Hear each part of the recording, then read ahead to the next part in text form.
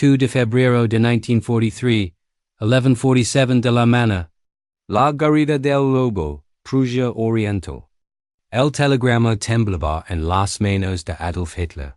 Las letras bailaban bajo la luz amarillenta de la lámpara de escritorio. Pero las palabras permanecen inmóviles, brutales, definitivas. El sexto ejército ha dejado de existir. Formado por el mariscal de campo Friedrich Paulus. Desde Stalingrado. Desde el infierno congelado al otro lado de Europa, dan de bei Washington Ling soldados alemanes, habían sido rodeados, aplastados y inoculados. Hitler no se movió durante casi un minuto completo. Afuera, la nieve caía suavemente sobre los bosques de pinos que rodeaban su bunker fortificado. Adentro, el silencio era tan denso que se podía cortar con un cuchillo. Los oficiales de Estado Mayor esperaban en la habitación contigua, sus rostros pálidos, sus uniformes impecables contrastando con el caos que hervía en sus mentes. Sabían lo que significaba aquel telegrama. Sabían que el mundo estaba a punto de cambiar. Y sabían que el foro estaba a punto de estallar. Cuando finalmente habló, su voz era apenas un susurro.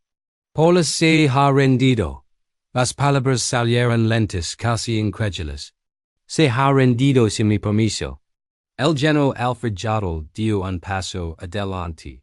Con cautela, como quien se acerca a un tigre herido. Mein Führer, las conditions eran. Las conditions. Hitler instaló, lanzando el telegrama sobre el escritorio. Le di la oportunidad de convertirse en un héroe eterno. Le ordin luchar hasta el último hombre, hasta la última baila. Y él elige la deshonra. Pero detrás de la furia, algo más oscuro se agitaba en los ojos del dictador. Algo que sus generals rara vez habían visto antes, miedo, no el miedo a la muerte personal. Hitler había demostrado repetidamente su indiferencia hacia su propia supervivencia, sino algo mucho más profundo. El miedo a la irrelevancia, a la derrota, al colapso de todo lo que había construido sobre mentiras, sangre y la voluntad inquebrantable de un pueblo hipnotizado. Stalingrado no era simplemente otra batalla perdida. Era el símbolo viviente de la ambición desmedida del Reich. Cuando las tropas alemanas entraron en la ciudad en agosto de 1942, Hitler había proclamado que jamás se retirarían. Donde el soldado alemán pone el pie, había declarado ante millones de radioyentes, ali permanecerá para siempre. Ahora, aquellas palabras sonaban huecas como las ruinas humanas de Stalingrado. La ciudad que llevaba el nombre de Stalin, el hombre a quien Hitler despreciaba más que a ningún otro ser humano, se había convertido en la tumba de sus mayores divisiones. El sexto ejército del mariscal Paulus, una fuerza que había marcado triunfalmente a través de Francia, que había aplastado a los soviéticos en Kiev, que había sido considerada invencible, ahora yacha destrozada entre los escombros congelados. 91,000 soldados alemanes marchaban hacia la cautividad soviética, menos de 6,000 regresaron a casa vivos. Hitler caminó hacia el enorme mapa que dominaba la pared de la sala de conferencias. Sus dedos, que temblaban ligeramente, y un síntoma temprano del Parkinson, que lo consumiría los ecos venideros, trazaron las líneas rojas que marcaban las posiciones soviéticas. Las flechas rojas. Las malditas flechas rojas que ahora apuntaban hacia el oeste, hacia el corazón de Europa, hacia Berlín.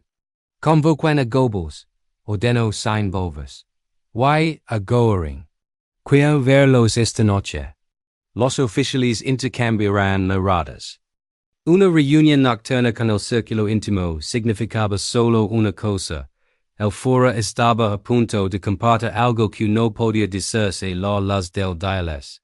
Mientras caía la noche sobre la Guarida del Lobo, Joseph Goebbels arribó desde Berlín, su rostro delgado más afilado que nunca bajo la tensión. Hermann Goering llegó más tarde. Su corpulencia mal disimulada bajo el abrigo de piel, sus medallas tintineando suavemente mientras caminaba. Ambos sabian por habían sido convocados. La reunión comenzó poco después de las 9 de la noche. Hitler los recibió en su estudio privado, no en la sala de conferencias principal. Esta era una cena en sí misma. Aquí, entre las cuatro paredes forradas de madera oscura, lejos de los oídos de los secretarios y guardias, el Führer podía quitarse la máscara de invencibilidad que mostraba al mundo. Caballeros, comenzó Hitler, su voz sorprendente calmada, Stalingrado ha caído. Goebbels asintió lentamente. La propaganda soviética ya lo está explotando, mein Führer. Stalin lo llama el principio del fin. Tal vez, respondió Hitler, y aquella palabra, tal vez cayó como una piedra en agua estancada, tal vez tenga razón. El silencio que siguió fue absoluto. Goering se atragantó con su coquec. Goebbels se quedó paralizado, su boca ligeramente abierta. Nadie, absolutamente nadie, había escuchado jamás a Adolf Hitler admitir la posibilidad de la derrota. Hitler continuó como si no hubiera notado su conmoción. El frente oriental se está desmoronando. No de manera catastrófica, todavía no, pero inevitable. Nuestras líneas de suministro están sobreextendidas desde Stalingrado hasta el Cáucaso. Los rusos tienen más hombres, más recursos, más espacio para retroceder. Ahora, also andado enfáticamente, ahora tienen la iniciativa. Se volvió hacia el mapa nuevamente, y esa obsesión cartográfica que había definido su conducción de la guerra. Miren esto. Miren cómo se ha expandido el frente. Cada kilómetro ganado en 1941 y 1942 es ahora un kilómetro que debemos defender. Cada ciudad capturada requiere organizaciones. Cada avance nos alea más de nuestras bases de suministro. Goebbels encontró finalmente su voz. Pero, mein Führer, todavía controlamos la mayor parte de Europa. Nuestras fuerzas en África. África se perderá en meses, interrumpió Hitler con frialdad clínica. Rommel está atrapado entre Montgomery y los estadounidenses. Es solo cuestión de tiempo. Goering intentó intervenir. Mi Luftwaffe puede. Tu Luftwaffe. Hitler se volvió hacia él con ojos ardientes. No pudo abastecer a Stalingrado como prometiste. Me dices que 300 toneladas diarias. Conseguiste un tercio de eso. Tus promesas vacías condenaron al sexto ejército. Goering palideció, pero no respondió. ¿Qué podía decir? Todo era verdad. Hitler suspiró profundamente, de repente pareciendo más viejo que sus 53 ecos. Esta guerra ya no puede ganarse de la manera que imagina en ello Sancho. Las palabras quedaron suspendidas en el aire como humo de cigarro. Goebbels se inclinó hacia adelante. ¿Qué está diciendo exactamente, mein Führer? Estoy diciendo. Hitler caminó hacia la ventana, mirando hacia la oscuridad nevada, que la visión de un Reich de 1000 ecos gobernando desde el Atlántico hasta los Urals. Y esa visión murió en las ruinas de Stalingrado. Goebbels y Goering permanecieron inmóviles, como estatuas de sal. En toda la historia del Tercer Reich, ningún momento había sido tan peligroso como este. No por la presencia de enemigos externos, sino por lo que estaba sucediendo dentro de aquella habitación oscura. El hombre que había construido un imperio sobre la certeza absoluta, sobre la voluntad inquebrantable, sobre la promesa de victoria inevitable, acababa de admitir lo impensable. Hitler se volvió desde la ventana, sus ojos reflejando la luz dorada de la lámpara. Pero escuchen con atención. Lo que acabo de decir no puede no deep salir de estas paredes, ¿lo entienden? Ambos asintieron inmediatamente. El pueblo alemán no puede saber esto, continuó Hitler. Su voz adquiriendo nuevamente aquel tono hipnótico que había cultivado en milones. Si admitimos debilidad, si mostramos duda, todo se derrumbará en semanas. La moral en el frente, la producción en las fábricas, la lealtad en las calles, To do depende de su crincha en la victoria final. Goebbels encontró su elemento. Esto, al menos era territorio familiar. Entonces mantenemos la narrativa. Stalingrado se convierte en un sacrificio heroico. Los hombres del sexto ejército murieron para ganar tiempo, para proteger a sus camaradas. Exactamente, Hitler asintió. Por los sus hombres serán matados, sus nombres serán inmortalizados. Pero la verdad real es que perdemos una batalla. Perdemos el impulso. Y en guerra, el impulso lo es todo.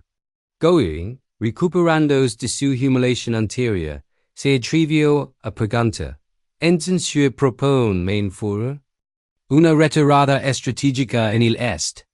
La mirada de Hitler se endureció. No usemos esa palabra. Llamas.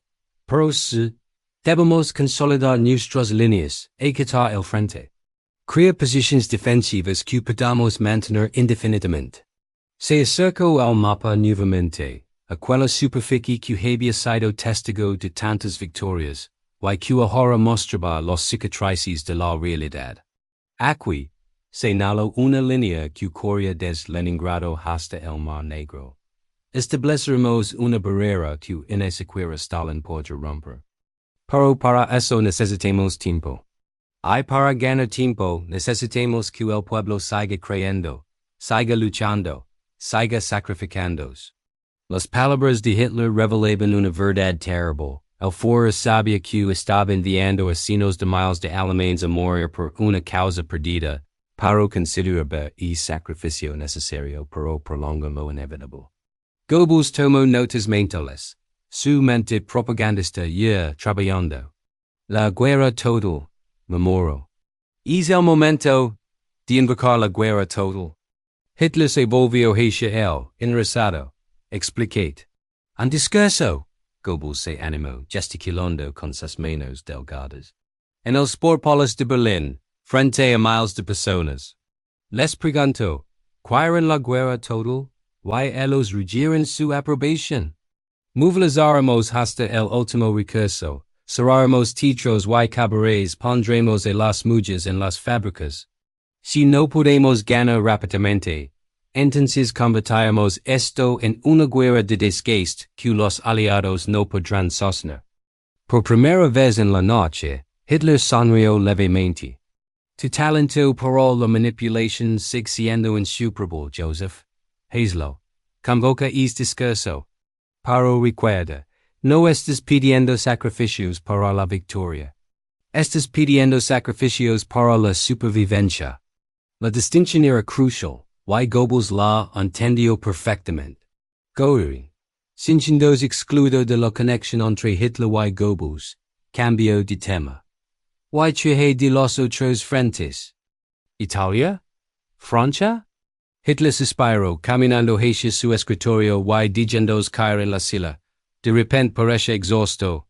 Italia es una carga. Mussolini está acabado, lo sabe, yo lo sé, los aliados lo saben. Cuando invaden desde el norte de África y lo harán, los italianos colapsarán en semanas.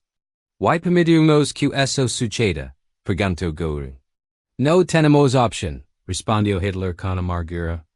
Cada división que enviamos a Italia es una división que no está defendiendo al este, o Francia, cuando llegue el momento. Goebbels levantó la cabeza bruscamente. ¿Cree que invadirán Francia? No es cuestión de si, sino de cuándo, Hitler respondió.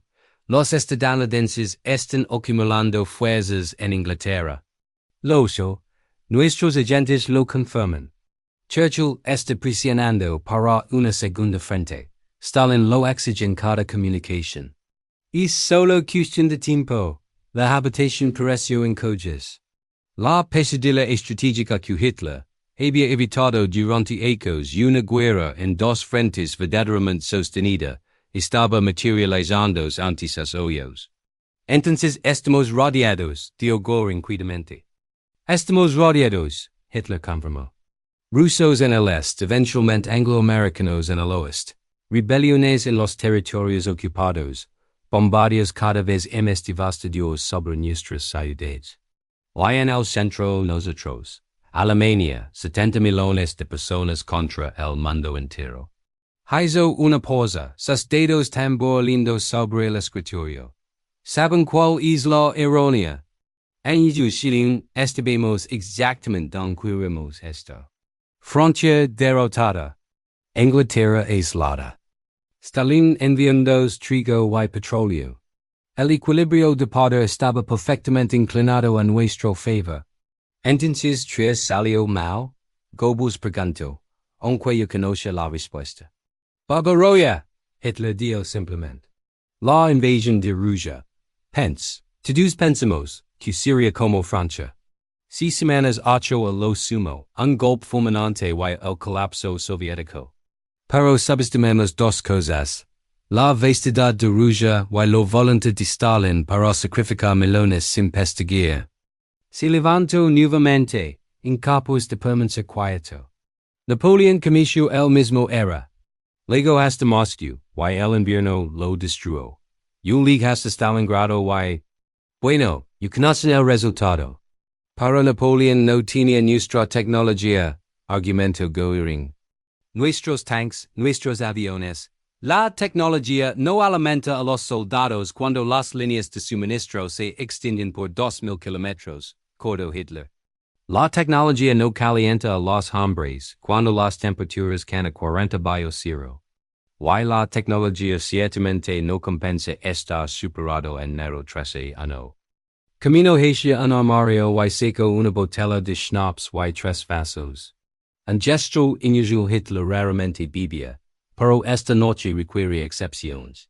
Sirvió 3 tragos generosos y les pasó los vasos. Un brindis, dijo, levantando su vaso. Por el Reich, que Dios nos ayude, porque nadie más lo hará. Bebieron en silencio. El schnapps quemó beando, pero no tanto como la verdad que acababan de compartir. Goebbels dejó su vaso vacío sobre el escritorio. Men fuera, hay algo que debo preguntar. Si realmente cree que la victoria completa que prometemos es inalcanzable, ¿cuál es el objetivo ahora? ¿Qué estamos tratando de lograr? Hitler lo miró durante un largo momento. Y en sus ojos había algo casi filosófico. Supervivencia, Joseph. Supervivencia del Reich de Alemania, de nuestro pueblo. Si no podemos gobernar Europa, al menos podemos asegurar que exista una Alemania para las generaciones futuras. ¿Y cómo logramos eso? Haciendo que el costo de nuestra derrota sea tan alto que los aliados prefieren negociar en lugar de aniquilarnos. Cada ciudad que defendemos hasta las cenizas, cada contraataque que lanzamos, cada día que resistemos, todo suma. Los estadounidenses no tienen estómago para una guerra larga. Los británicos están exhaustos. Y Stalin, bueno, tal vez Stalin, yo tengamos miau en común de lo que pensamos. Él también entiende el poder del sacrificio masivo. La lógica era escalofriante en su frialdad. Hitler estaba proponiendo convertir a Alemania, en Stalingrado, una resistencia prolongada y sangrienta que destrozaría ambos bandos pero que, con suerte, terminaría en algún tipo de paz negociada en lugar de la rendición incondicional. ¿Y si no funciona? Preguntó Goering. Si insisten en la rendición total. La expresión de Hitler se endureció como el granito. Entonces nos levamos a todo el mundo con nosotros. Sección 100. El peso de las armas secretas, el silencio que siguió a aquellas palabras fue sepulcro. Goebbels y Goering intercambiaron miradas rápidas, tratando de descifrar si él fuera hablaba metafóricamente o si había algo más oscuro detrás de su declaración. Hitler notó su inquietud y una sonrisa extraña casi melancólica cruzó su rostro. No me miren así, dijo volviendo a línea su vaso. No estoy hablando de algún apocalipsis místico. Hablo de realidades militares. De proyectos que están en desarrollo en es preciso momento. Se dirigió hacia un archivador cerrado con llave en la esquina de la habitación. Seco una leve de su bolsillo, abrió el cajón superior y extrajo una carpeta marcada con celos rojos. Geheim Reichstag, asunto secreto del Reich. La colocó sobre el escritorio con un golpe seco. ¿Conocen estos proyectos?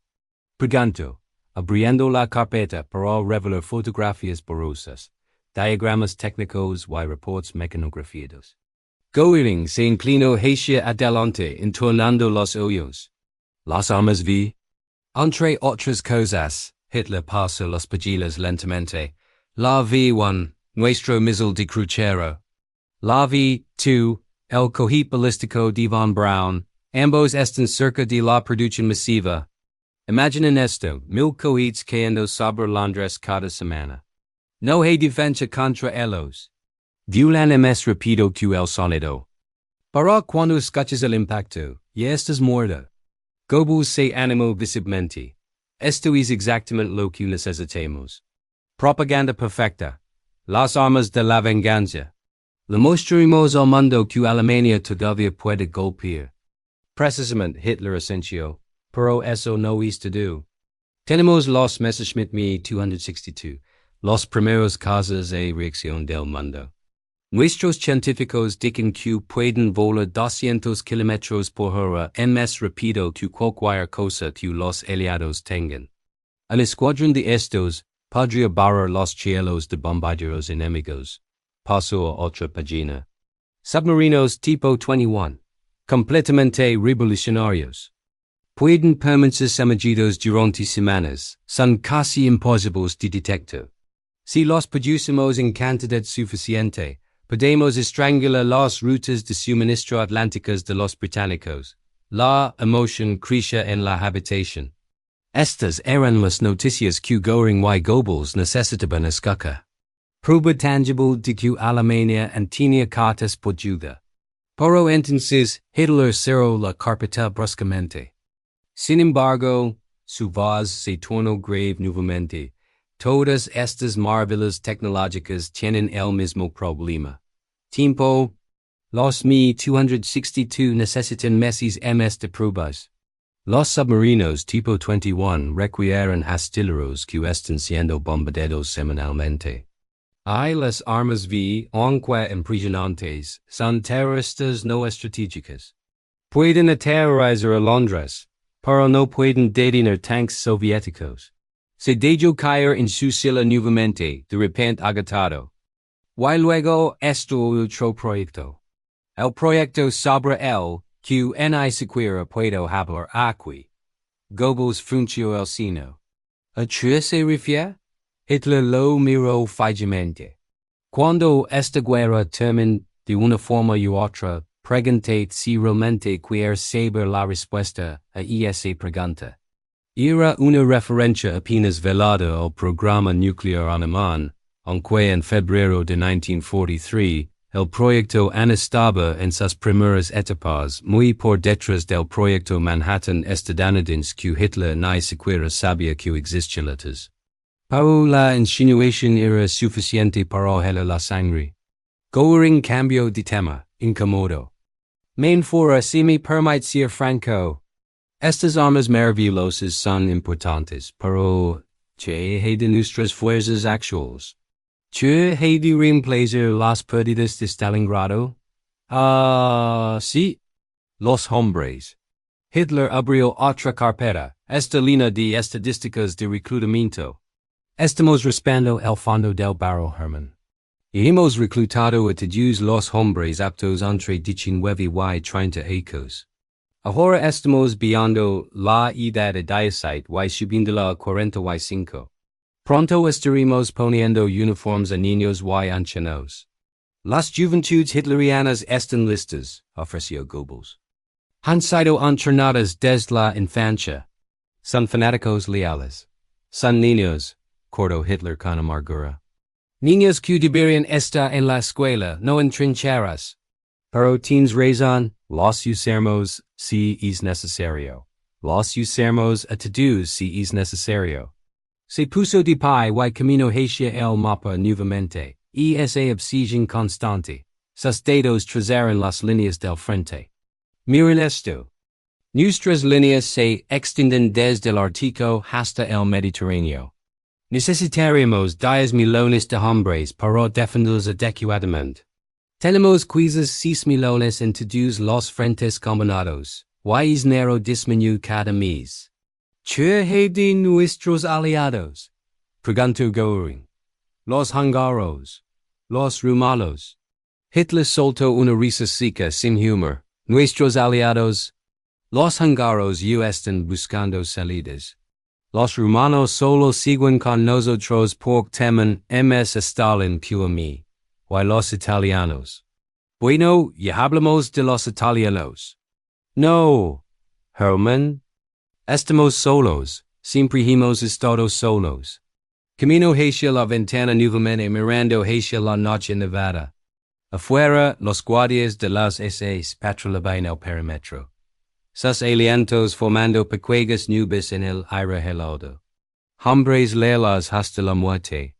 Pero, ¿cuántos hombres leales necesarios para detener 5 millones de soviéticos? ¿Saben qué es lo peor? Dijo Hitler suavemente, casi para sí mismo.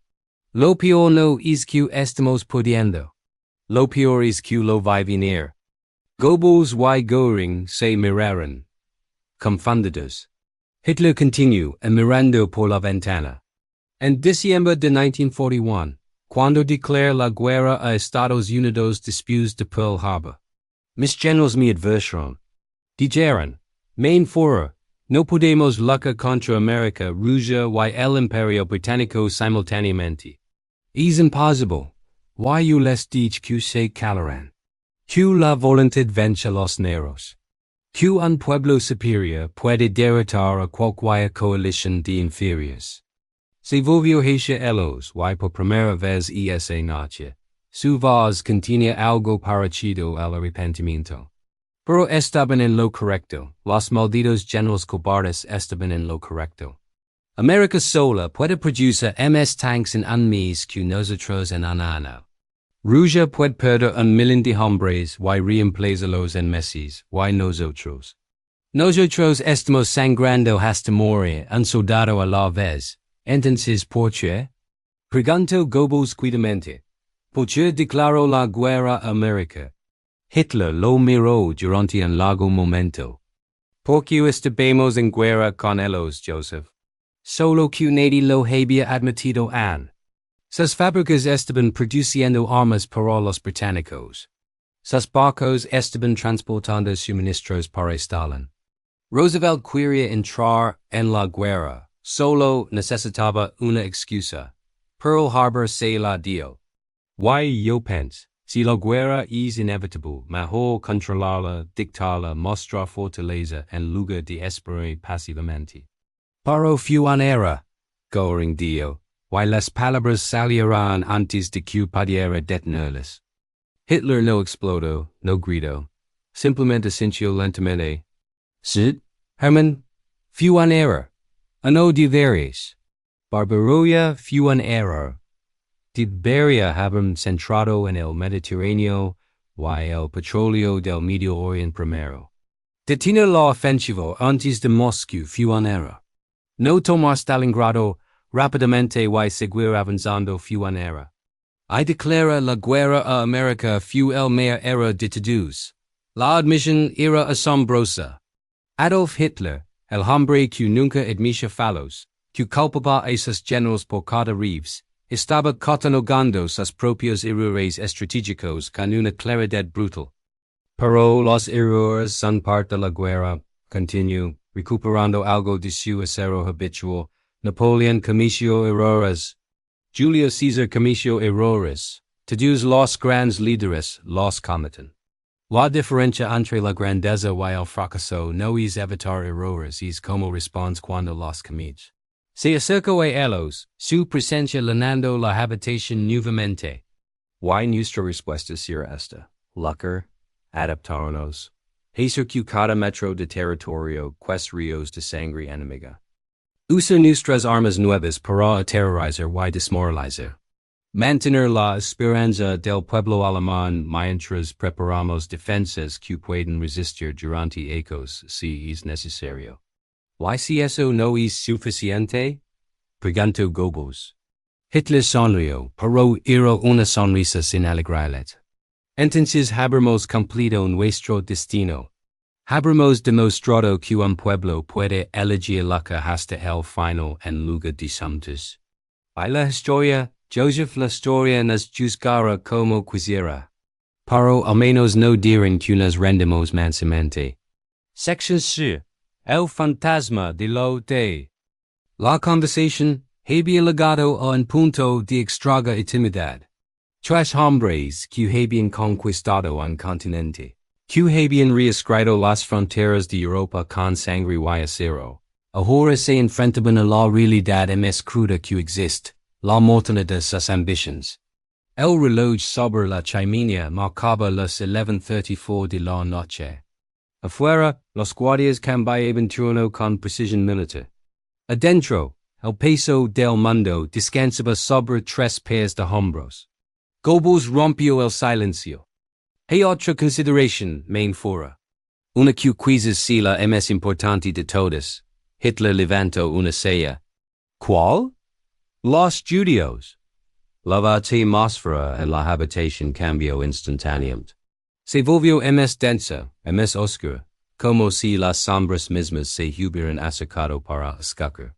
Este era el tema que definía el régimen nazi, más que cualquier conquista militar, más que cualquier ideología política. La solución final, el genocidio sistemático de los judíos europeos, ya estaba en pleno desarrollo en febrero de 1943. Hitler se quedó inmóvil durante varios segundos. Cuando habló, su voz era fría, desprovista de emoción, contenía letras. Goebbels eligió sus palabras cuidadosamente. Los campos en Polonia. Las operaciones especiales en el este. Todo esto requiere recursos, trenes, personal, combustible. Si realmente nos enfrentamos a una lucha de supervivencia, algunos en el alto mando están sugiriendo que estos recursos podrían ser redirigidos al esfuerzo bélico. ¿Quién está sugiriendo eso? La voz de Hitler era peligrosamente tranquila. Speer mencionó los problemas logísticos. Algunos generales han expresado preocupación sobre, no. La palabra corto el aire como un hacha. En esto no hay negociación, Joseph, en esto no hay compromiso. Incluso si todo lo demás se derrumba, esto continuará. Es la razón fundamental por la que existe este Reich. Goering intervino cautelosamente. Main fora, nadie está cuestionando la política. Simplemente están señalando que, es que ambos. Hitler se inclinó hacia adelante, sus ojos ardiendo con una intensidad que no habían mostrado en toda la noche. Puedo aceptar la pérdida de Stalingrado. Puedo aceptar retiradas tácticas. Puedo incluso aceptar que esta guerra no termine como lo planeamos. Pero en una cosa no se dirá jamás, el judío será eliminado de Europa. Si esta es nuestra única victoria, si es lo único que logramos antes de caer, será suficiente. La obsesión en su voz era palpable, aterradora en su claridad. Para Hitler, la guerra contra los aliados era secundaria comparada con la guerra contra los judíos. Esta era la verdadera misión, el verdadero propósito que había articulado desde sus días en las cervecerías de Múnich en los ecos 20. De hecho, continuó Hitler, su voz bajando a un tono casi conspirativo, si perdemos esta guerra, al menos nos aseguraremos de que los judíos no sobrevivan para verlo. Que no haya venganza porque no habrá nadie para tomarla. Que no haya renacimiento judío en Europa porque Europa estará limpia de ellos para siempre. Goebbels asintió lentamente. Él mismo era uno de los arquitectos principales de esta política, habiendo coordinado la propaganda anti-judía durante más de una década. Himmler reporta que los procesos están avanzando según lo planeado. Las instalaciones en Auschwitz, Treblinka y otros sitios están operando a plena capacidad. Bien, respondió Hitler. Que continúen. Que se aceleren si es posible. Porque los rusos legan a Polonia antes de que terminemos, encontraré en evidencia. Y el mundo hipócrita que hace la vista gorda ante los crímenes de Stalin, de repente encontrará la indignación moral para condenarnos. La ironía era grotesca. Hitler estaba preocupado no por la moralidad de sus acciones, sino por la posibilidad de que fueran descubiertas antes de completarse. Goering, sintiéndose incómodo con la dirección de la conversación, trató de redirigirla, volviendo a la situación militar main fora. ¿Cuál es su análisis de los próximos 6 meses? Hitler se recostó en su silla agradecido por el cambio de tema. Los soviéticos lanzaron ofensivas de primavera. Es inevitable. Tienen el impulso ahora. Intentan romper nuestras líneas en Ucrania, posiblemente alrededor de Kursk. Nuestro objetivo debe ser absorber estos ataques, infligir bajas masivas y luego contraatacar cuando se hayan sobreextendido. Una repetición de hechos Sugirió Goering. En teoría, sí. Pero con una diferencia crucial, en 1940 teníamos la iniciativa estratégica. Ahora la tienen ellos. Estamos reaccionando, no actuando. Y eso, caballeros, es la definición de perder una guerra. Se levantó y comenzó a caminar de un lado a otro, sus manos detrás de la espalda, un hábito que tenía cuando pensaba profundamente. En el oeste, debemos esperar un desembarco aliado en algún momento de 1943 o 1944, probablemente en Francia, posiblemente en los Países Bajos. Cuando llegue ese momento, tendremos que dividir nuestras fuerzas entre dos frentes verdaderamente activos. El muro atlántico. Comenzó Goering.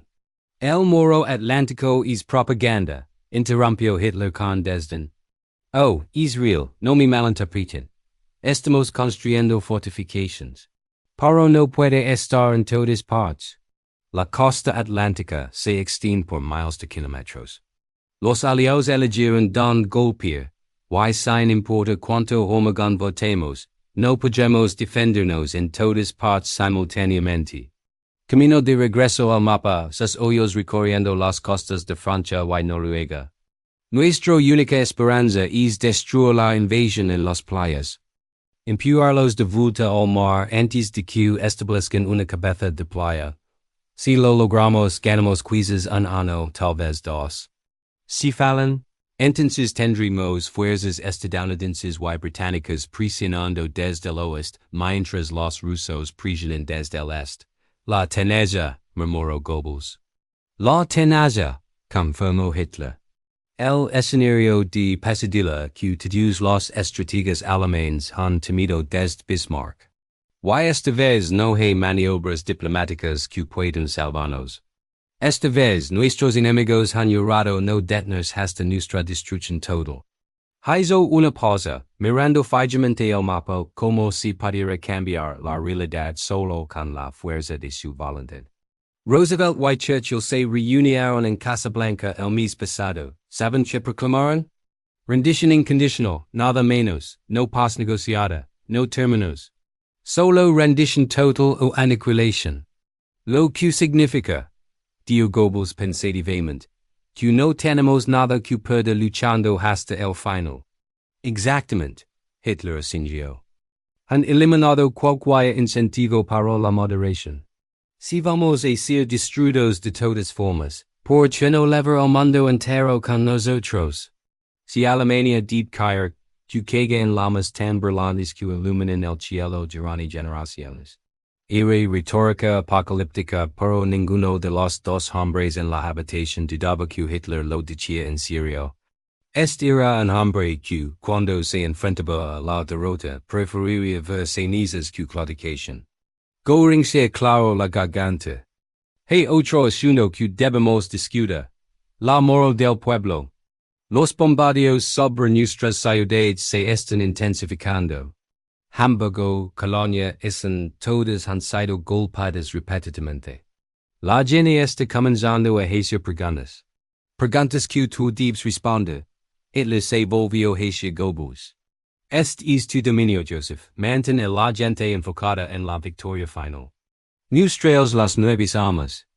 Habla sobre represalias masivas contra Inglaterra. Invoca el espíritu de resistencia prusiano. Recuerdos que somos el pueblo de Federico el Grande, que resistió contra imposibilidades similares.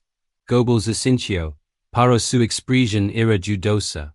La propaganda solo puede lograr tanto, menfora. Cuando las bombas estén cayendo sobre tu casa, las palabras suenan huecas. Entonces Deus MSQ palabras, respondió Hitler. Deus las armas vi cuando Londres comience a arder, cuando los cohetes comiencen a caer, la moral alemana se recupera. La gente puede soportar el sufrimiento si sabe que el enemigo también está sufriendo. Era una lógica oscura pero efectiva. La guerra total significaba que el sufrimiento debía ser compartido, distribuido, universalizado. Si los alemanes debían vivir en miedo constante a los bombardeos, entonces los británicos también. El reloj marcó la medianoche. Hitler finalmente pareció agotado, como si las últimas 3 horas le hubieran drenado ecos de vida. Se hundió en su silla, su postura encorvada tan diferente de la rigidez militar que mostraba en público. Caballeros, dijo suavemente, esta conversación no ha ocurrido. Fuera de estas paredes soy el foro indomable, el líder que nunca duda, el visionario que ve solo victoria. Pero aquí, esta noche, hemos compartido la verdad. Y la verdad es que estamos en la cuerda floja, balanceándonos entre la supervivencia y el abismo. Goebbels y Goering asintieren solemnem. Pero quiero que sepan algo más, Hitler continuó, su voz fortaleciéndose levemente. Incluso sabiendo incluso viendo lo que veo, no cambiaría mi curso. He dedicado mi vida a una causa. La grandeza de Alemania, la pureza racial de Europa, la destrucción de nuestros enemigos. Si esa causa requiere mi vida, las vidas de millones de alemanes, incluso la destrucción de Alemania misma que así sea. Prefiero la muerte a la derrota, observa Goebbels. Prefiero la muerte gloriosa a la vida en humiliación, corrigió Hitler. Y será mi promesa al pueblo alemán, nunca nos rendiremos. Nunca nos inclinaremos. Lucharemos hasta que no quede nada por lo que lucha, y luego lucharemos un poco más. Era una visión nietzscheana de la guerra, no como un medio para un fin, sino como un fin en sí mismo. La lucha como expresión de la voluntad nacional, independiente del resultado. Goebbels se puso de pie, estirando sus extremidades delgadas. La conversación había sido agotadora mentalmente, y su cuerpo deforme, su pie zumbo había sido objeto de burlas durante toda su vida después de estar sentado tanto tiempo. Hay una pregunta más, menfora. Dio. Caminando hacia la ventana donde Hitler había pasado tanto tiempo aquella noche. Una pregunta que el pueblo eventualmente hará. Si no lo ha hecho. ¿Cuál? Hitler preguntó, aunque probablemente yo sabía la respuesta. ¿Valió la pena? Goebbels se volvió para mirarlo directamente. Todo esto. La guerra, el sufrimiento, las ciudades en ruinas, los millones de muertos. Cuando terminamos en 1918, al menos Alemania estaba intacta, sus ciudades permanecen. Su pueblo sobrevivió leves. Esta vez será diferente. Hitler lo miró durante un largo momento, sus ojos insondables. La pregunta equivocada, Joseph. La pregunta no es si valió la pena, sino si había alternativa. Y la respuesta es no. Alemania después de Versalles era una nación castrada, humillada, expoliada. Nos habrían mantenido débiles y divididos para siempre. Habríamos sido esclavos económicos de Inglaterra y Francia, un pueblo sin dignidad, sin futuro, sin esperanza, se levantó acercándose a Goebbels. Les demos a los alemanes algo que habían perdido, o orgullo propósito. La sensación de pertenecer al más grande que ellos mismos. Por un breve momento glorioso brillante fuimos los amos de Europa. Nuestros ejércitos marcaron desde el Atlántico hasta el Volga, nuestras banderas ondieron sobre Paris. El mundo entero tembló ante el nombre de Alemania. Y ahora es mismo mundo busca nuestra destrucción, señaló Goebbels. Porque fuimos magníficos, respondió Hitler con una sonrisa extraña. Porque les mostramos lo que un pueblo unificado, fanático, absolutamente dedicado puede lograr. Nos temen porque probemos que los viejos poderes Inglaterra con su imperio, Francia con su arrogancia, incluso Rusia con sus hordas, podían ser derrotados por voluntad pura. Goering había permanecido calado durante este intercambio, pero ahora habló. Pero esa voluntad tiene límites, main fora. Hemos perdido medio millón de hombres en Stalingrado solo. ¿Cuántos más Stalingrados podemos soportar? Tantos como si necesario, Hitler respondió sin vacilar. El pueblo alemán es fuerte. Puede soportar más de lo que crees. Y si no pueden, si se quiebran bajo la presión, entonces no merecen el Reich que construimos para ellos. Era una declaración asombrosa en su crueldad. Hitler estaba diciendo esencialmente que si el pueblo alemán no podía sostener sus ambiciones demenciales, entonces merecen la destrucción que les esperaba. Goebbels lo entendió perfectamente. Está poniendo a prueba a la nación entera. Cada gran civilización es puesta a prueba, respondió Hitler. Roma fue probada por los bárbaros, los mongols probaron a China, los moros probaron a Europa medieval. Estas pruebas separan a los pueblos dignos de existir de aquellos que merecen pereza. Ahora es nuestro turno. Si sobrevivimos, mereceremos nuestro lugar entre los grandes imperios de la historia. Si quimos, habremos demostrado ser indignos.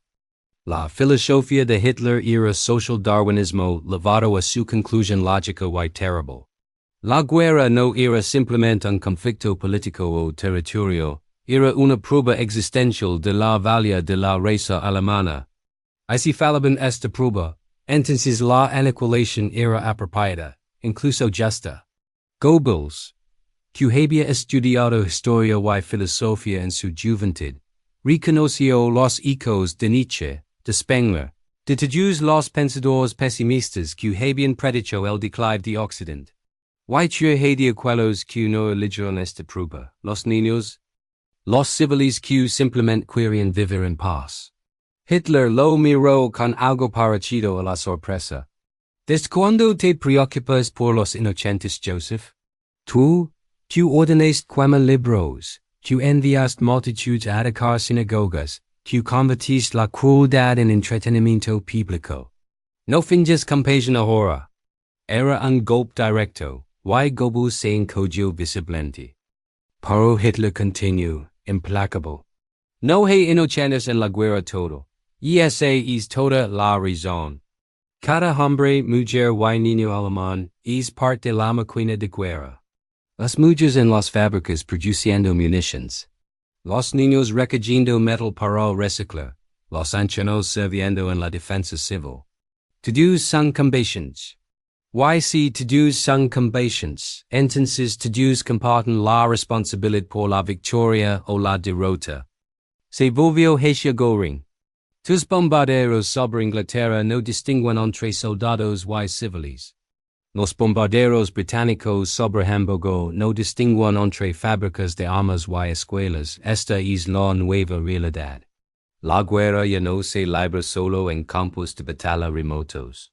Ahora se libra en cada ciudad, cada pueblo, cada hogar. Goering asintió lentamente. Entonces estamos condenando a generaciones enteras.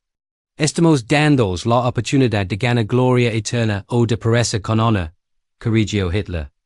Es esto lo que la mayoría de las generaciones reciben. La mayoría vive y muere sin importancia. Nosotros les hemos dado la oportunidad de importar, de ser recordados, de formar parte de algo histórico. La lógica era monstruosa, pero internamente consistente. Hitler había transformado una guerra de agresión en una narrativa de destino, de prueba, de significado cósmico. Los melones que morirían no serían víctimas, Serian participantes voluntarios en un drama histórico. Goebbels regresó a su asiento, sus manos temblando ligeramente. Entonces, el discurso de guerra todo que planeo dar no es solo propaganda. Es un anuncio literal de que cada alemán es ahora un soldado, sin importar su edad o género. Exactamente, confirmó Hitler. Movilización total, sacrificio total, compromiso total, no haber retaguardia segura, no haber civiles protegidos. Todos están en esto juntos, hasta la victoria o hasta la muerte. Las madres enviaron a sus hijos a las trincheras, murmuró Goebbels. Las madres espartanas lo hicieron, respondió Hitler. Les dijeron a sus hijos, vuelve con tu escudo o sobre él. Esa será nuestra nueva cultura. La muerte con honor es preferable a la vida con venganza. Goering, que tenía una hija joven de su segundo matrimonio, se estremeció visiblemente. Pero no dio nada. ¿Qué podía decir? Él había sido parte de este régimen desde el principio. Había dado los discursos, había firmado las órdenes, había enviado a los bombarderos. Sus manos estaban tan manchadas de sangre como las de Hitler. Hitler notó la incomodidad de Goering. ¿Te preocupa tu familia, Hermann? Goering dudó, luego asintió.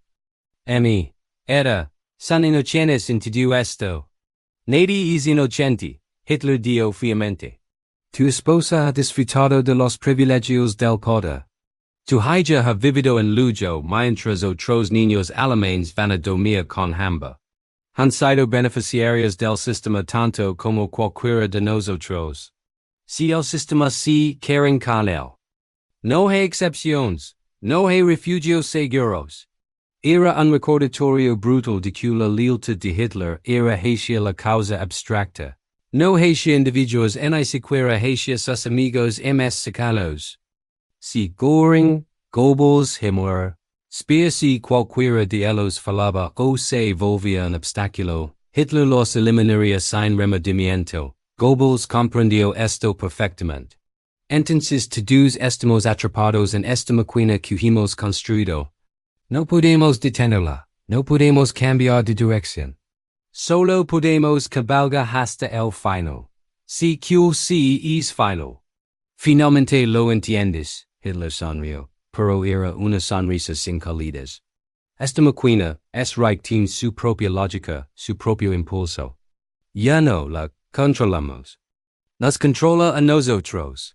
Todo lo que podemos hacer es guiarla lo mejor posible hacia el destino que la historia ha preparado para nosotros.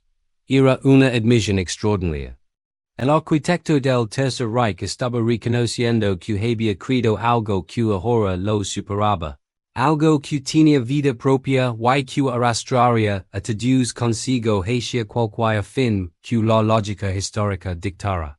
El reloj marcó las 12:47 de la madrugada. Hitler bostezó, finalmente cediendo a la fatiga. Es tarde. Tenemos mucho que hacer en los días venideros. Joseph Quiero es discurso de guerra todo programado dentro de 2 semanas. Hermann Quiero reports diarios sobre la producción de las armas vía y ambos recuerdan lo que hemos discutido aquí esta noche. Se detuvo, mirándose ambos con una intensidad penetrante. Lo que hemos compartido no puede repetirse, nunca, externamente. El fuera sigue siendo invencible, confiado, seguro de la victoria. Cualquier signo de duda destruirá todo. ¿Lo entienden? Perfectamente, dijeron al unísono. Bien, entonces retirense. Dijeron un viejo a sus pensamientos. Goebbels y Goering se levantaron, hicieron el saludo nazi y se dirigieron hacia la puerta. Pero antes de salir, Goebbels se volvió una última vez main fuera. Cuando todo esto termine, si como si, ¿cree que la historia nos entenderá? Hitler consideró la pregunta durante un largo momento. La historia es escrita por los vencedores, Joseph. Si podemos, seremos los villanos por 1000 ecos. Cada crimen será exagerado.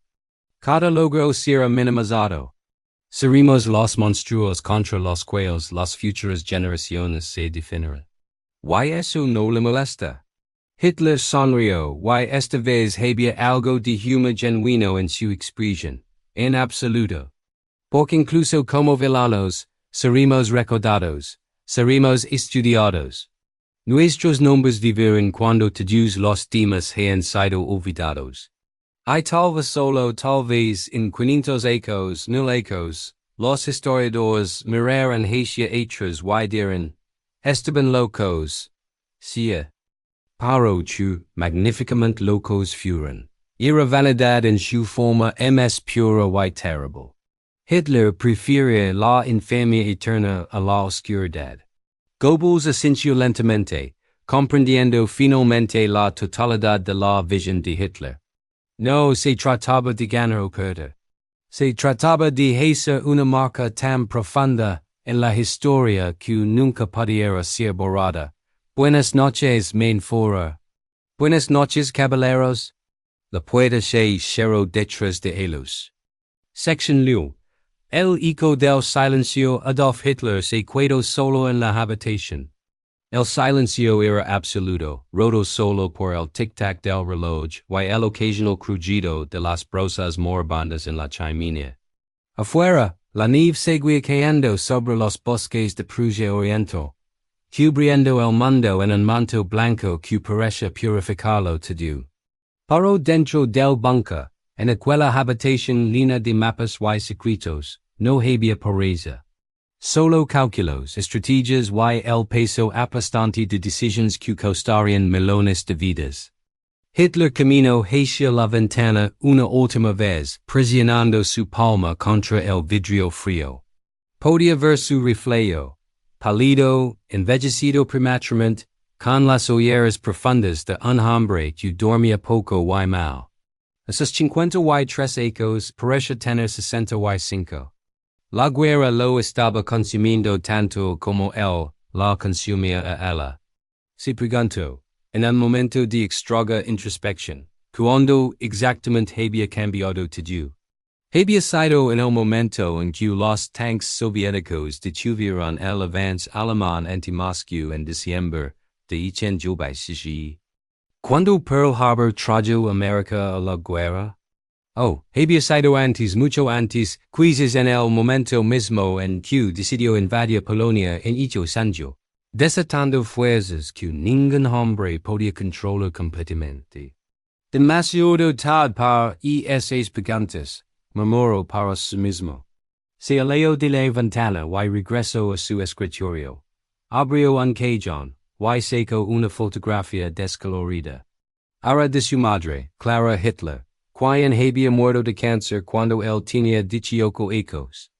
Su rostro gentil lo miraba desde el pasado, desde un tiempo antes de las trincheras de la Primera Guerra Mundial, antes de la humiliación de Versalles, antes de que se convirtiera en lo que era ahora.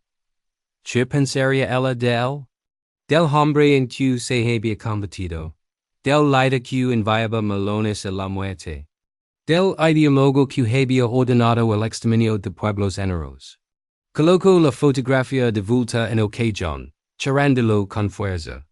No había lugar para la sentimentalidad. La sentimentalidad era debilidad, y la debilidad era muerte. Se sentó en su escritorio, y tomó una hoja de papel en blanco. Durante varios minutos, simplemente miró el papel, su pluma suspendida sobre él.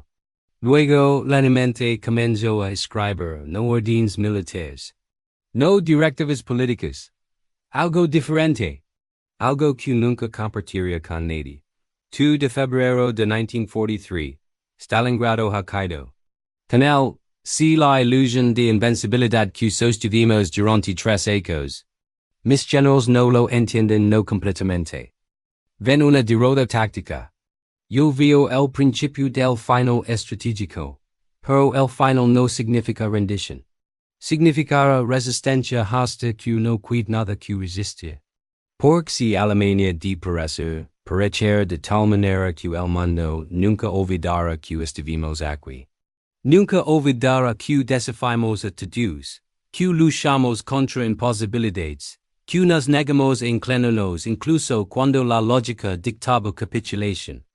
He pasado mi vida construyendo sobre una mentira fundamental, que la voluntad puede vencer cualquier obstáculo, que la creencia suficientemente fuerte puede alterar la realidad. Y quizás si una mentira, pero es una mentira hermosa, una mentira noble. Y morir defendiéndola. Hitler relió lo que había escrito, luego, con un movimiento deliberado, lo rompió en pedazos pequeños y los arrolló a la chimenea. Las llamas los consumieron en segundos, convirtiéndolos en cenizas que subieron por la chimenea y desaparecieron en la noche. No podía haber registro de Judas. No podía haber evidencia de debilidad. La historia futura implacable solo vería lo que él permitirá que viera. Se recostó en su silla, cerrando los ojos, pero el sueño no vendría fácilmente. Nunca lo hacía últimamente. En cambio, su mente lo llevó de vuelta a través de los ecos a los momentos decisivos que habían llevado a ese punto.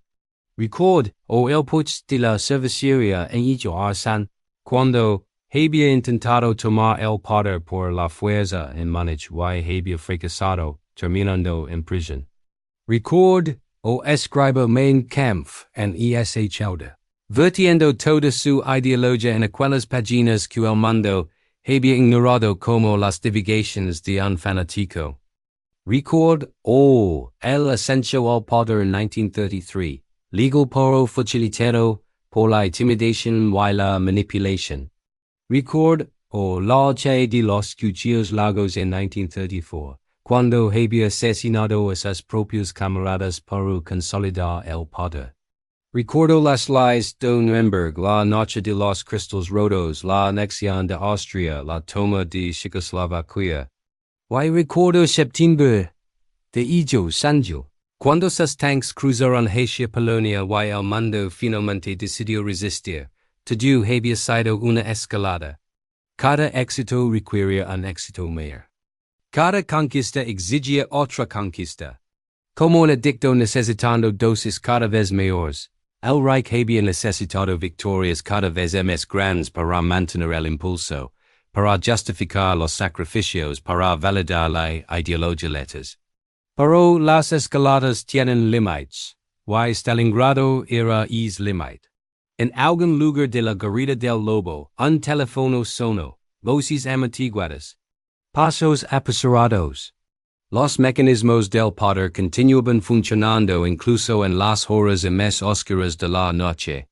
Hitler no se movió. Cualquier crisis que fuera, sus subordinados la manejarían. Él había aprendido en estos últimos meses que no podía microgestionar todo. Tenía que delegar, confiar, aunque la confianza no era su naturaleza. Pensó en los hombres que acababan de diablo. Goebbels, el propagandista brillante cuya lealtad era absoluta, porque Hitler le había dado propósito a una vida que de otro modo habría sido insignificante. Goering, el as de combat convertido en administrador corrupto, leal por costumbre más que por convicción. Himmler, el burócrata del genocidio, construyendo su imperio SS. Speer, el arquitecto convertido en ministro de armamentos, el más racional de todos ellos y, por lo tanto, el más peligroso. ¿Cuántos de ellos lo traicionarían si tuvieran la oportunidad? ¿Cuántos ya estaban haciendo planes secretos para sobrevivir al colapso del Reich? No importaba. Los necesitaba ahora, y eso era suficiente. Cuando dejaron de ser tiles, serían eliminados. Así era como funcionaba el poder. Hitler se levantó y caminó hacia el mapa una vez más. Esta obsesión cartográfica se había vuelto casi compulsiva. Pasaba horas estudiando mapas, moviendo alfábetos de colores, trazando líneas que representaban ejercicios, ciudades, destinos. Sus dedos encontraron Stalingrado en el mapa. La ciudad que había llevado todo el peso simbólico de la guerra en el este. La ciudad que Stalin había ordenado defender sin importar el costo, precisamente porque llevaba su nombre. La ciudad donde dos tiranos habían apostado todo en una prueba de voluntad, y Stalin había ganado. No por sus generals fueron mayores Zhukov era brillanti, su paro Hitler tenía Manstein a Guderian a Rommel. No por sus soldados fueron ms valientes, los alemanes habían luchado con un coraje desesperado hasta el final. No, Stalin había ganado, porque tenía algo que Hitler no tenía, profundidad estratégica ilimitada. Podía retroceder 1000 kilómetros y tener espacio. Podía perder 1,000,000 de hombres y reclutar 8,000,000. Podía sacrificar ciudades enteras y tener un país. Alemania no tenía islujo. Cada kilómetro perdido acercaba al enemigo a Berlín. Cada división destruida era irreemplazable. Cada ciudad perdida era una herida que no sanaría ladders. Debería haber escuchado a Bismarck, Hitler murmuró. Nunca luches una guerra en dos frentes, nunca invades Rusia. Pero, incluso mientras decía las palabras, sabía que no habría cambiado nada. La invasión de Rusia no había sido un error táctico. Había sido el punto central de toda su ideología. Lebensraum espacio vital para el pueblo alemán. La destrucción del bolchevismo judío. La creación de un imperio continental que rivalizaría con Roma. Sin Rusia, sin Barbarossa, todo lo demás carecía de sentido. El reloj marcó la 1:30 de la madrugada. Hitler finalmente sintió el peso del agotamiento. Pero antes de retirarse había una cosa más que debía hacer. Camino hacia su escritorio, tomó papel oficial, y comenzó a escribir una orden. Esta no sería destruida. Esta iría a todos los comandantes de grupo de ejército en el frente oriental. A todos los comandantes, el sacrificio heroico del sexto ejército en Stalingrado ha ganado tiempo precioso para establecer nuevas líneas defensivas.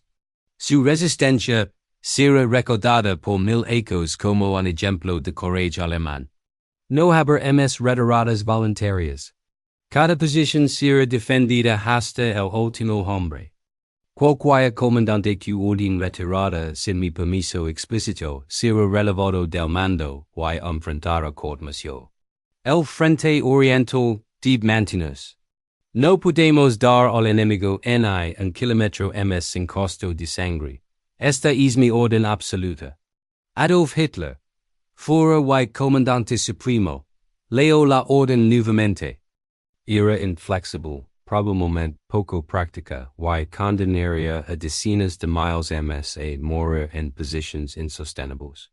Pero, también era necesario, al menos en su mente, para prevenir un colapso total por pánico.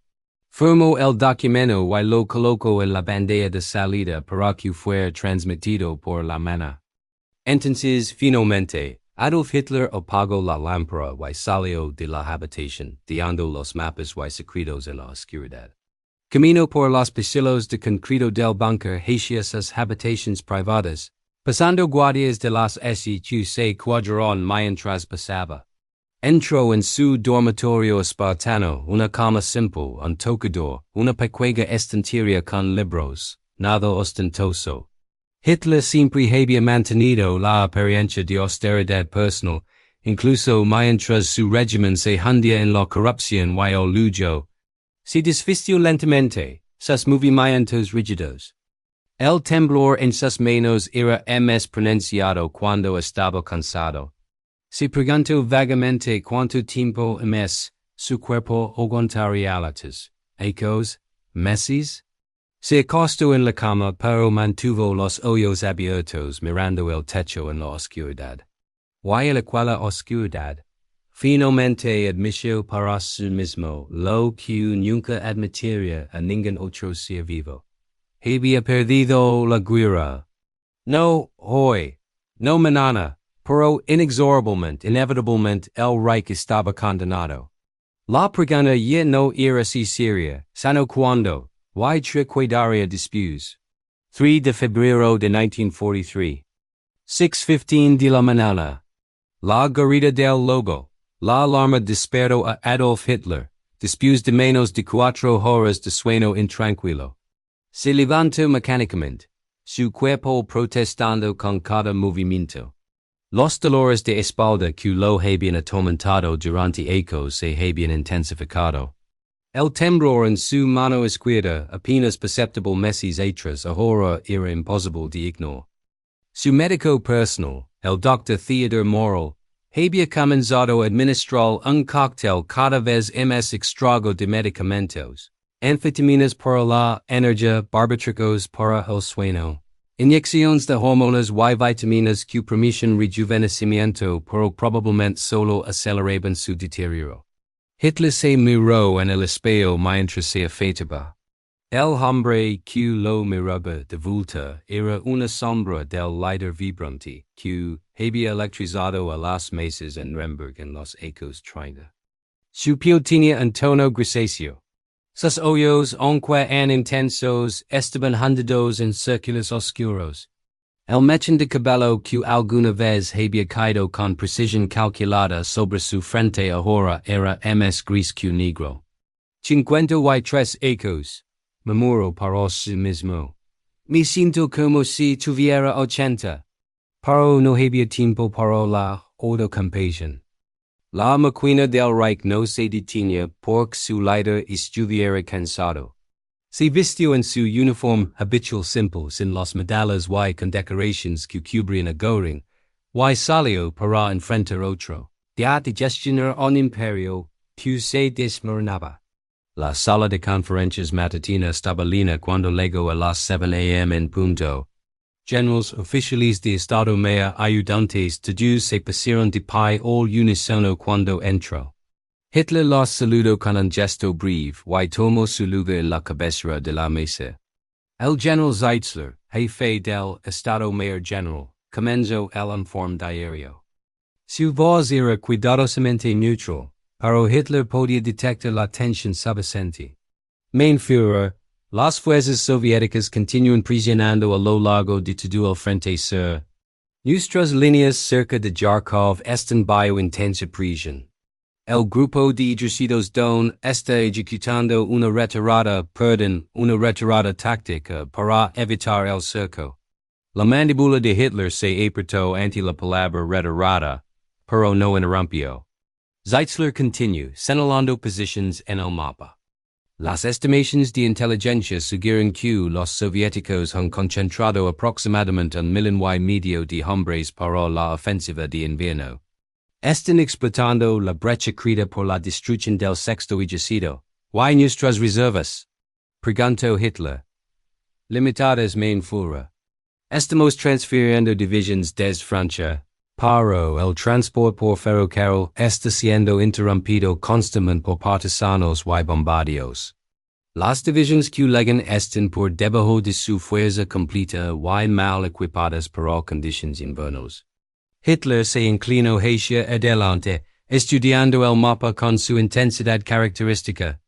Las flechas rojas que representaban las ofensivas soviéticas parecen multiplicarse como virus. Aquí señaló un punto cerca de Kursk. Si permitimos que los soviéticos consoliden un saliente aquí, nos proporcionará la oportunidad para un contraataque en primavera. Dos pinzas convergiendo desde el norte y el sur, cortando el saliente. El mariscal de campo von Mantin, recién llegado del frente Carraspeio. Mein Führer, tal operación requeriría recursos masivos.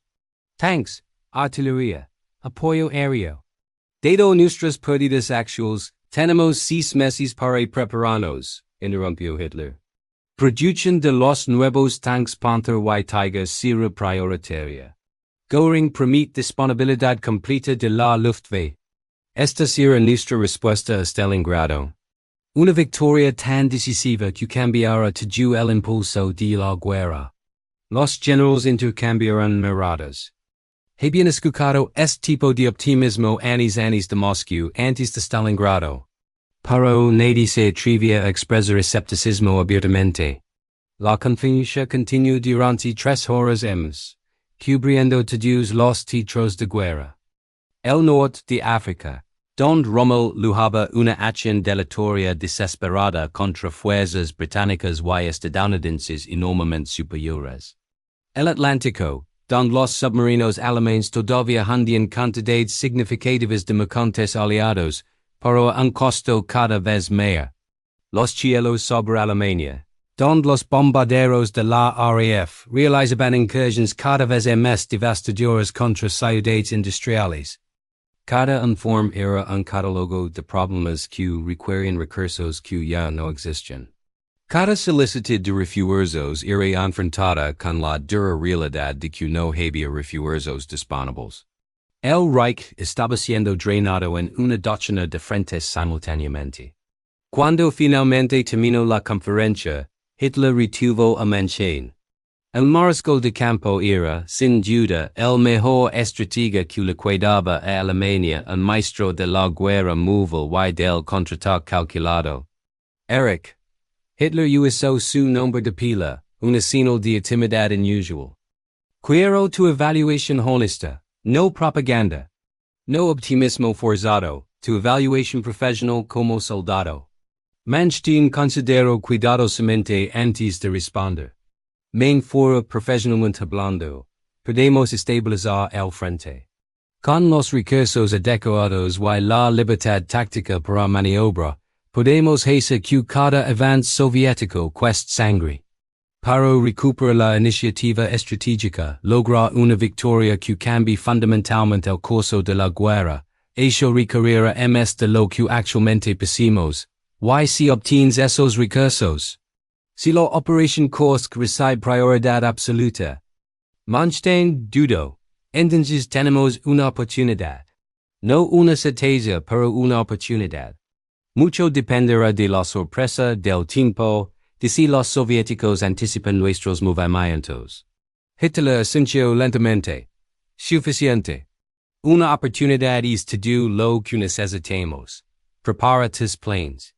Operación Ciudadela. Será nuestro golpe maestro. Después de que Manstein saliera, Hitler permaneció solo en la sala de conferencias. Camino alrededor de la mesa, sus dedos rozando su superficie de madera pulida.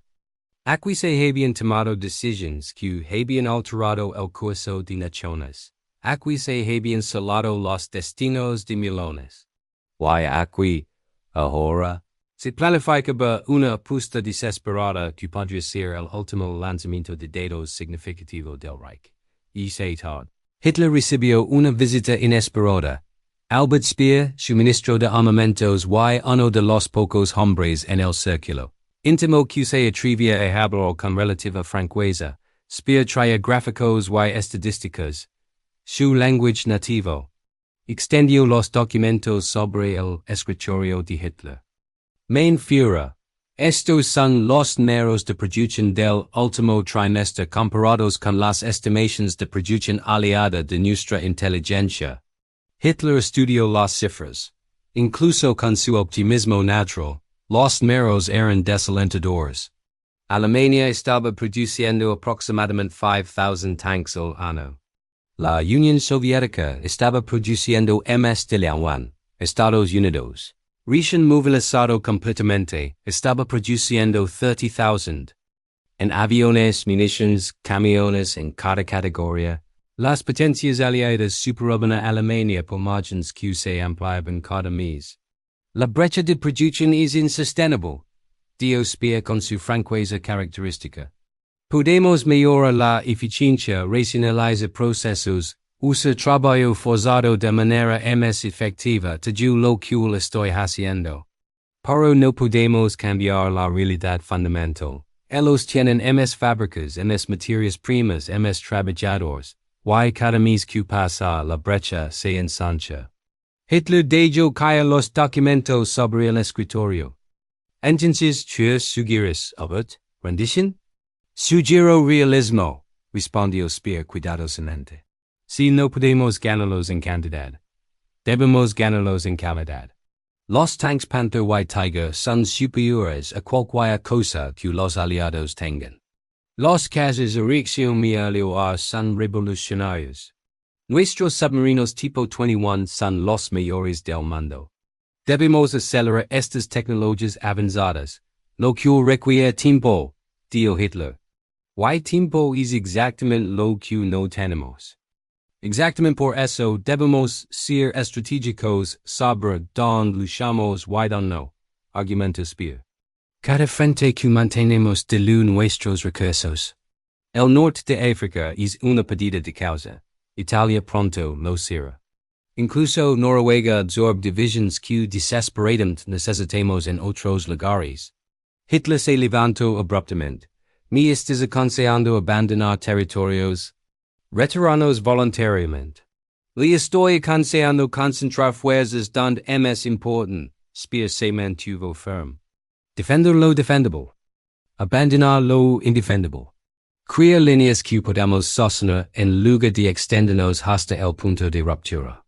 Era lógica salida, y Hitler lo sabía letters. Pero lógica chocaba contra su naturaleza fundamental. Había construido su imagen sobre nunca retirarse, nunca rendirse, nunca ceder un centímetro. Admitía que ciertos territorios eran indefendibles, sería admitir era de juicio en haberlos tomado en primer lugar. Me lo pensar, dijo Hitler finalmente, lo cual ambos sabían que significa no. Spia, asincio, recogiendo sus documentos. Hey, otra cosa, main fora. Los trabajadores en las fábricas de armamentos, los trabajos forzados de los territorios del este, los trenes que los trans son los mismos trenes que necesitamos para suministros militares y los recursos utilizados para otras operaciones. También están afectando la producción de guerra. Era una referencia apenas velada a los campos de exterminio. Speer nunca había sido un verdadero creyente en la ideología racial nazi, era un tecnócrata, interesado en la eficiencia y la producción. Para él, el holocausto era un desperdicio de recursos logísticos.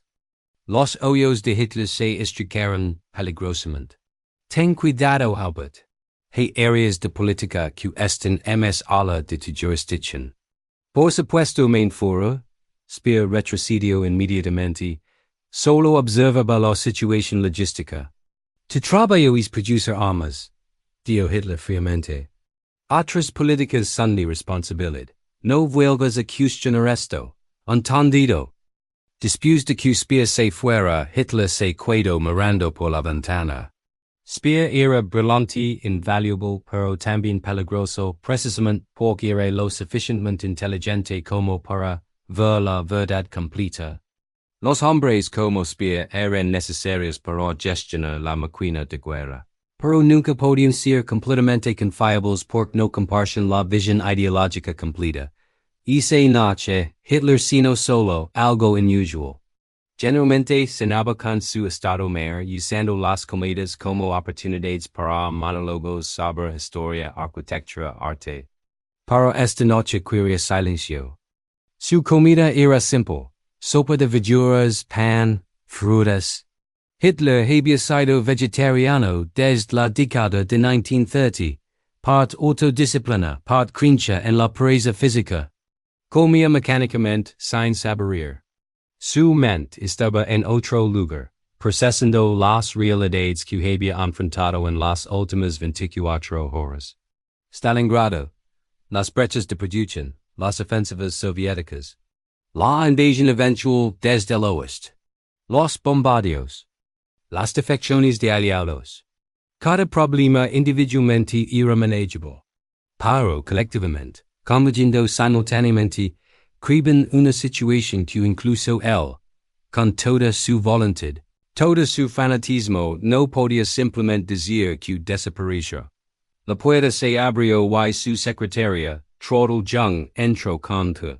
Era joven, 22 años, y representaba la alianza que Hitler había prometido crear rubia, entusiasta, completamente leal, sin comprender completamente a tres serviletas. ¿Necesita algo más, main fora? Preguntó con suavidad. Hitler la miró durante un largo momento. Dime Trottel. ¿Tienes miedo? La pregunta la tomó desprevenida. Miedo, main fora? De cómo terminará todo esto, de lo que vendrá. Ella consideró la pregunta, notando algo inusual en su tono honorabilidad que rara vez mostraba. Creo, dijo cuidadosamente, que mientras luchemos con valencia, El resultado final cuidará de sí mismo. Eso es lo que siempre nos ha enseñado. Hitler sonrió débilmente. Sí, eso es lo que he enseñado. Y espero que tengas razón. La despidió, y se quedó solo con su tour, mirando las llamas moribundas en la chimenea.